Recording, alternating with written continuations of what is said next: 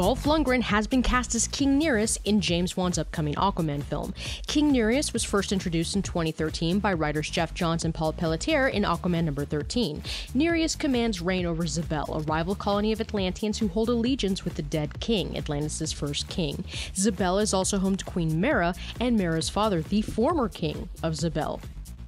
Nereus was recognized for his prowess and accolades in the military and soon came to lead it. In the series that was done by Jeff Johns and as continued in Secret Origins, it was explained that as commander of the Zabel armies, Nereus would be intended for Mera. However, prior to that, Mera's father sent her on a mission to kill the king of Atlantis for exiling the rebel Atlanteans to Zabel.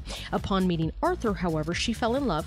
But that's the background regarding Nereus. In other Aquaman-related news, it's been confirmed for a while now. Admittedly, I'm late on this story, but on March 31st, Nicole Kidman confirmed that she will portray Arthur Curry's mother, Queen Atlanna. In an interview with Entertainment Weekly, Kidman said, "The reason why I love Aquaman is James Wan is an Australian, and I followed his career since he started. He's a really good friend of mine, and he offered to let me play Queen Atlanna. As soon as he said I could wear Mother of Pearl and be a mermaid warrior, I said, I'm done. Please, if there is one thing I have to do in my life, I have to be that, because you've got to have some fun."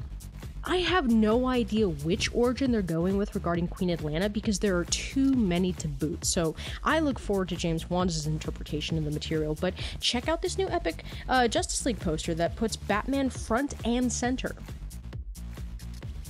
In other DC news,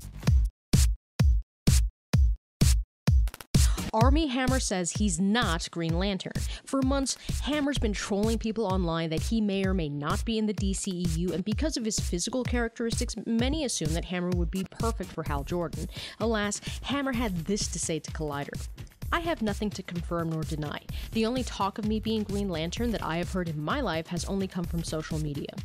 Now, it's important to note that he never said that he wasn't in the DCEU, only that he wasn't Green Lantern, so just some food for thought. Alright, so next, Lucasfilm dropped their teaser trailer for Star Wars: The Last Jedi. And it looks like a ton of fun. I was thoroughly impressed with Rogue One, and I look forward to the continuation of The Force Awakens, especially since I'd like to know what Luke meant in regards to the end of the Jedi that's said in the teaser trailer. Although, it is sad that we have conflicting accounts now as to whether Leia would be featured digitally or through unused footage in the final film of the trilogy. Now, initially, Carrie Fisher's brother, Todd Fisher, said that they'd given Lucasfilm permission to use recent unused footage for the final film.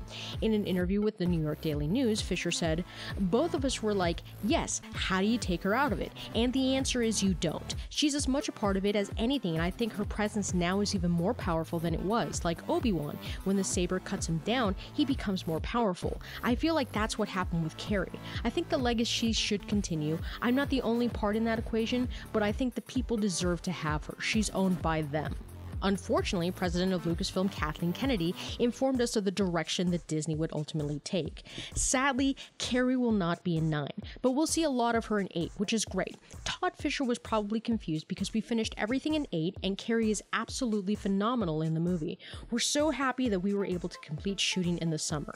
By the time we were well underway with episode 9 in our thoughts, we had not written the script yet, but we've regrouped, we started over again in January. Carrie Fisher passed away at the end of December of this past year.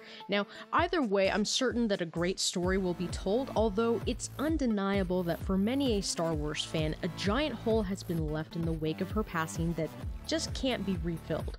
Quite frankly, however, I think it's probably better to not try to recreate her in CGI or to insert her through like unused footage, because logistically, I don't think they have the time to make it look real. But those are just my thoughts. What are yours? Let me know down in the comments below. And I'd like to give a shout out and a genuine sincere thank you to our Patreons of this month. Thank you so much for supporting the channel. And remember, please subscribe so that you're notified in your newsfeed when the next video is uploaded. Please remember to give this video a like and share it about. Help support this channel through Patreon and using any of the affiliate links in the description below. You people are awesome, as always. And thanks for watching.